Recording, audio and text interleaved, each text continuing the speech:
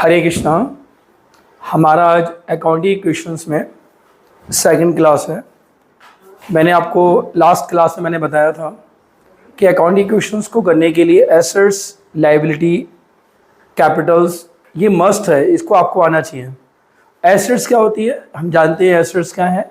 जैसे कोई भी ऐसी प्रॉपर्टी जिसको हम भविष्य में सेल करें और उससे पैसे मिल जाएं, यदि वो हमारी अपनी है तो एसेट्स होगी, ठीक, जिससे पैसे मिल सकते हैं, हमें कैश मिल सकता है, हमारी एसेट, कैश नंबर 1 की एसेट्स है। लायबिलिटी जिसका हमें पेमेंट करना होता है, जैसे बैंक से लोन लेंगे तो हमें पेमेंट करना पड़ेगा, किसी से उधार सामान खरीदेंगे बिजनेस के लिए तो हमारे क्रेडिटर होते हैं, उसको पेमेंट करना पड़ेगा। तो इस तरह हमारी कैपिटल भी होती है। कैपिटल जो पैसा बिजनेस में नया बिजनेस स्टार्ट करते हैं उसको हम कैपिटल कहते हैं। तो ये हमारे एसेट्स, लायबिलिटी और कैपिटल तीनों मैंने क्लियर किया था लास्ट क्लास में। आज मैं इसका एक न्यूमेरिकल दे रहा हूँ, समझेंगे। अब चूंकि ये ऑनलाइन क्लासेस है तो इसमें क्वेश्चंस भी एक बोलना पड़ता है, या क्वेश्चन हमारे पास बुक्स होनी चाहिए। तो मैंने अकाउंटिंग क्वेश्चन जो मैंने सामने बोर्ड में दिया है, इसमें क्या है कि इसमें ये जो पर्टिकुलर में ये मैंने ट्रांजेक्शन्स दे रखे हैं, यही क्वेश्चंस होंगे। जब आप इसको चाहें तो अलग से नोट कर लीजिएगा। जैसे बिजनेस स्टार्टेड विथ कैश ₹80,000, फिर है परचेज गुड्स फॉर कैश ₹20,000, फिर नेक्स्ट हमारा है परचेज गुड्स ऑन क्रेडिट ₹30,000। ये सारे हमारे 7 ट्रांजेक्शन्स हैं, इन्हीं को हमें अकाउंटिंग क्वेश्चन के द्वारा शो करना होगा। स्टार्ट करते हैं फिर। हरे कृष्णा।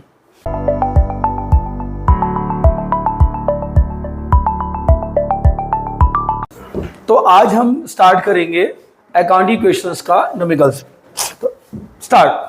मैं जैसा कि मैंने अभी आपको बता दिया था कि ये क्वेश्चन जो मेरे पास अकाउंटिंग क्वेश्चंस का टोटल मैंने बोर्ड में जो दिया है, इससे पर्टिकुलर में जो ट्रांजेक्शन्स है, टोटल 7 ट्रांजेक्शन्स, ये हमारे ट्रांजेक्शन्स जो है क्वेश्चंस को भी प्रेजेंट कर रहे हैं। ध्यान रखिएगा, आप चाहो तो 7 के 7 ट्रांजेक्शन्स पहले आप कॉपी में नोट डाउन कर लीजिए। नोट करने के बाद क्वेश्चन सॉल्व करेंगे तो आपको अच्छा लगेगा, नहीं तो आपको समझ में नहीं आएगा क्या है, ठीक है। जैसे फर्स्ट ट्रांजेक्शन है हमारा business started with cash ₹80,000, second business purchase good for cash ₹20,000, purchase goods on credit ₹30,000। तो इसी तरह 7 ट्रांजेक्शन्स हैं, पहले आप कॉपी में नोट डाउन कर लीजिए। Okay, start. तो सबसे पहले क्या करते हैं, पहला transaction business started with cash. जब हम कोई बिजनेस स्टार्ट करते हैं तो आप सब जानते हो कि पैसा बिजनेस में आएगा, ठीक, और देने वाला कौन है, बिजनेस का ऑनर है। तो हमें ध्यान देना पड़ेगा, कैश आ रहा है, बिजनेस एक नई प्रॉपर्टी आ रही कैश, और पैसा कौन दे रहा है, बिजनेस का ऑनर। तो एक तरफ कैश दिखा देंगे और एक तरफ क्या दिखा देंगे, कैपिटल, और लिख देंगे उसकी अमाउंट। कुछ बच्चे कहते हैं या कुछ लोग कहते हैं यार जब हम बिजनेस स्टार्ट करेंगे सर पैसा तो हमारे पास से जाएगा। भैया सही बात कह रहे हो, पैसा जाएगा, लेकिन बिजनेसमैन और बिजनेस में अंतर होता है। बिजनेसमैन की जेब से पैसा जाएगा और बिजनेस में कैश आएगा। ये जो आप अकाउंटिंग इक्वेशन बना रहे हो, बिजनेस का बना रहे हो, ना कि किसी बिजनेसमैन का बना रहे हो।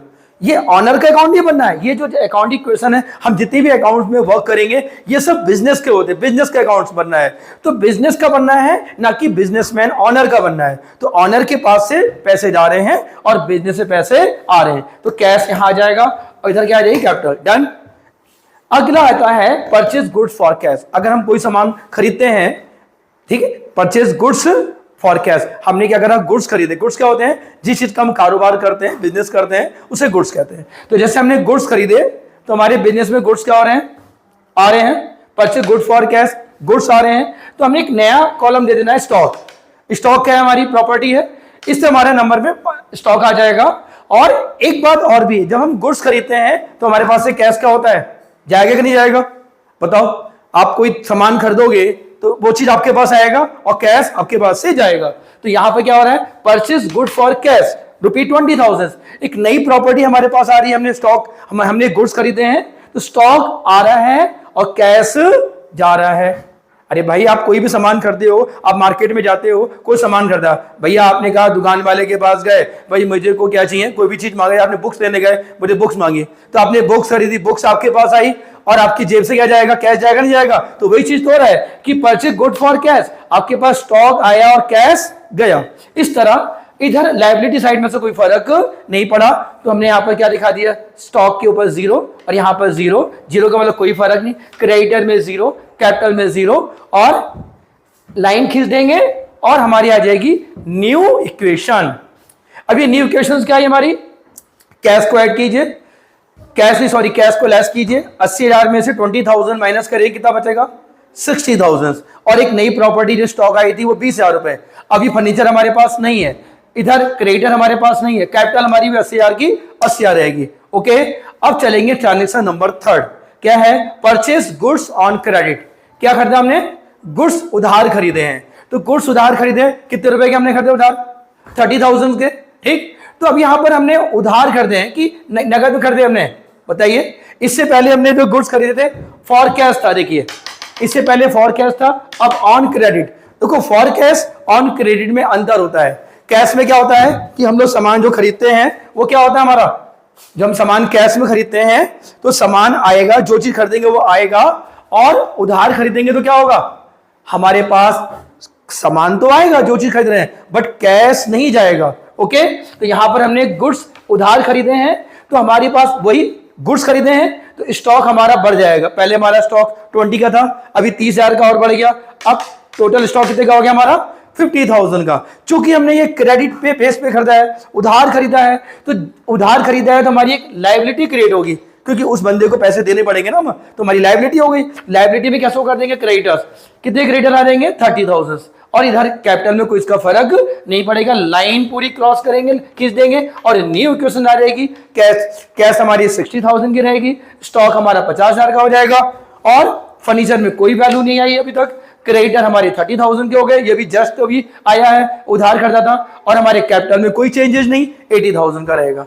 नेक्स्ट आता है transaction 4, purchase furniture for cash. आपने फर्नीचर खरीदा, सेम किसकी तरह जब हमने सेकंड डायरेक्शन गुड्स खरीदे थे, सेम फर्नीचर का संग ऐसे होगा, लेकिन एक नई प्रॉपर्टी आ गई। आपने क्या खरीदा है? फर्नीचर। अगर आप सोचो, आप कल्पना करो, आप अपने घर के लिए या कहीं के लिए फर्नीचर खरीदने जाओगे तो क्या होगा? फर्नीचर खरीदोगे तो आपके पास फर्नीचर आएगा और आपकी जेब से कैश जाएगा, जब आप अपनी इंडिविजुअली घर के लिए खरीदते हो। लेकिन चूंकि हम बिजनेस की ट्रांजेक्शंस कर रहे हैं तो बिजनेस के हिसाब से भी वही रूल होगा। जब फर्नीचर खरीदेंगे तो बिजनेस में फर्नीचर आएगा और कैश जाएगा। तो एक नई प्रॉपर्टी का हमारा जन्म हो गया है, फर्नीचर। ठीक है, यहां पर दिखा देंगे फर्नीचर। कितने का फर्नीचर खरीदा हमने? 5,000 का, और हमारे पास से कैश जाएगा। कैश हमारी ऑलरेडी पहले कितनी थी? 60,000, उसमें से 5,000 कम हो जाएंगे, तो और इस साइड में कोई फर्क नहीं पड़ेगा, 0-0। अब हमारी न्यू क्वेश्चन आ जाएगी, कैश कितनी रिमेनिंग रहेगी हमारी? 60,000 में से 5,000 अभी हमने पेमेंट कर दिया फर्नीचर के लिए, तो कितने पैसे बच गए हमारे? 55,000। और स्टॉक हमारा वैसी का वैसी आ जाएगा, कोई चेंज नहीं, और फर्नीचर हमारी नई जो प्रॉपर्टी हमारी पास आ गई, फर्नीचर की आ गई। डन। अब नेक्स्ट ट्रांजेक्शन लिखेंगे पेड रेंट। आपने रेंट पे करा, रेंट हमारा एक्सपेंसेस है। अगर हम रेंट पे करेंगे तो हमारे पास से क्या जाएगा? कॉमन सी बात है, आप कोई पेमेंट करते हो तो कैश तो कम होगा भाई, ये बात पक्का है। तो आपने कैश से 2,000 क्या कर देने? माइनस कर देने। देखो 54,000 में से 2,000 माइनस किया, कितना बचा? 53,000। बाकी स्टॉक में कोई चेंज नहीं, फर्नीचर में कोई चेंज नहीं, यहां क्रेडिटर में कोई चेंज नहीं। और दूसरी बात, ये जो हमने रेंट पे करा है, ये जब हम रेंट पे करेंगे तो कौन इसको साइन करेगा? पड़ोसी साइन करेगा या बिजनेस का ऑनर साइन करेगा? बिजनेस का ऑनर साइन करेगा।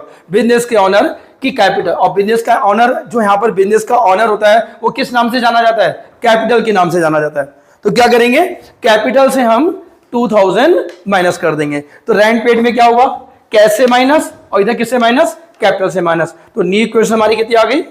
53,000 की कैश बची, स्टॉक में कोई चेंज नहीं, फर्नीचर में कोई चेंज नहीं, क्रेडिटर में भी कोई चेंज नहीं, और कैपिटल हमारी अब कितनी बच गई? 78,000। इस तरह 5 ट्रांजेक्शन मेरे पूरे हुए। चलेंगे 6 transaction, withdraw for personal use. Withdraw personal use, देखो भाई हम सब लोग जो भी इस संसार में है कोई ना कोई काम तो करते हैं, और जो भी हम लोग काम करते हैं किस लिए करते हैं? ताकि हमारा घर चल सके। जैसे कोई व्यक्ति बिजनेस करता है, कोई जॉब करता है, बहुत सारे काम हो सकते हैं, कोई पॉलिटिक्स का है, कोई डॉक्टर है, कोई इंजीनियर है, सीए है, मैं टीचर हूं। हर व्यक्ति काम करता है, किससे करता है? ताकि उसका घर चल सके। और जब कोई बिजनेसमैन जब बिजनेस करता है तो भैया वो भी तो इसीलिए कर रहा है कि ताकि उसके घर का घर चल सके। तो वो क्या करेगा? कुछ पैसे अपने घर के लिए भी लेके जाएगा। इसको बोलते हैं ड्राइंग, ध्यान रखिएगा। जब अपने घर के लिए पैसे यूज करते हैं तो ड्राइंग कहते हैं। तो यहां कितना ड्राइंग हुआ? विड्रॉ फॉर पर्सनल यूज, अपने पर्सनल यूज के लिए पैसे निकालना। कितने रुपए निकालना है? 1,000। तो कॉमन सी बात है, कैश कम हो जाएगा। तो कैश से 53,000 था, 1,000 माइनस करेंगे, कितना बचा? 52,000। स्टॉक में कोई चेंज नहीं, फर्नीचर में कोई चेंज नहीं, और क्रेडिटर वैसे ही 30,000 आ गया, और कैपिटल हमारे कितने आ जाएंगे 77,000। वाई? क्योंकि अभी जो हमने 1,000 घर के लिए निकाला है, तो इससे क्या होगा, कैश में कम होगा, और किस में कम होगा, कैपिटल में कम होगा। एक प्रश्न आता है कि हम लोग इसे कैपिटल से क्यों माइनस कर रहे हैं? कैपिटल से इसलिए माइनस कर रहे हैं क्योंकि जो ये पैसे हैं ऑनर अपने घर के लिए लेके जा रहा है। जब ऑनर ने पैसे बिजनेस में लगाए थे तो उसको कैपिटल बोलते हैं। तो जब वही पैसा वही व्यक्ति अपने घर के लिए पैसा निकालेगा तो उसकी कैपिटल कम होगी कि नहीं होगी, इसीलिए कैपिटल से माइनस किया। डन।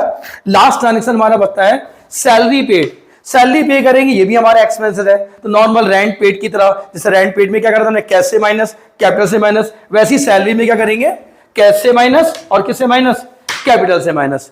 और ऐसा करने के बाद अब सारे 7 ट्रांजेक्शन हमारे क्या हो गए हैं, पूरे हो गए हैं। 7 पूरे हो गए हैं तो क्या लिखते हैं लास्ट में, फाइनल इक्वेशन।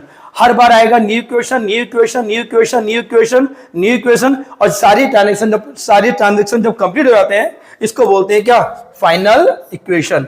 तो फाइनल में कैश कितनी बची हमारी, 50,000 की, स्टॉक कितने का बचा, 50,000 का, फर्नीचर 5,000 का, और क्रेडिटर 30,000 के, और कैपिटल कितने के बचे हमारे 75,000। अब अभी मन में आता है ये जो मैंने क्वेश्चंस किया है सही है या गलत है, तो बड़ा सिंपल तरीका है। हम क्या करेंगे, इधर की जो वैल्यूज हैं ये सारी वैल्यूज को और इधर की वैल्यूज को, अगर ये वैल्यूज और ये वैल्यूज को दोनों क्या करते हैं हम प्लस, मतलब सॉरी, इधर की वैल्यू को प्लस करें और इधर की वैल्यू को प्लस करें। जैसे इधर की वैल्यू को प्लस 75,000 और 30,000 हमारा हो गया 1,05,000। ऐसी इधर की वैल्यू को प्लस करें, 50,000, 50,000, 1,00,000 और 5,000 कितना हो गया, 1,05,000। इसका क्या मतलब हुआ कि दोनों की वैल्यू क्या आ गई, सेम आ गई। तो हमारा क्वेश्चन ठीक ठाक है, क्वेश्चन सही है।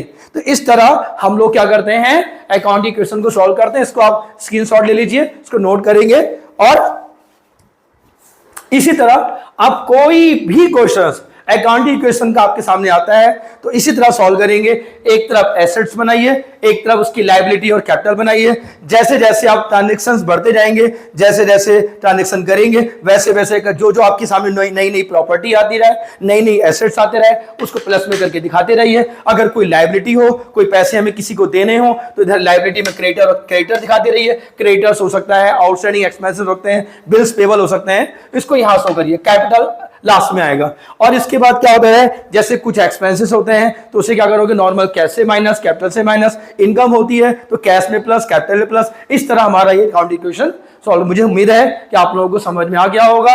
अगर कोई चीज की दिक्कत होगी तो कमेंट में इसमें कमेंट कीजिएगा। हरे कृष्णा।